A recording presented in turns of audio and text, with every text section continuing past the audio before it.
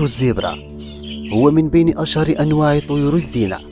موطنه الأصلي جزيرة تيمور الإندونيسية، ويعيش أيضا شمال أستراليا والبرتغال.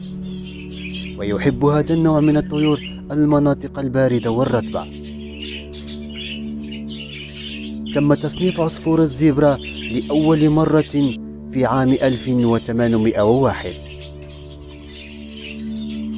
أما إذ تم تربيتها في الأقفاص فإنها تعيش عادة ما بين 5 سنوات إلى 9 سنوات، وقد يمتد عمرها أحيانا إلى 12 عاما.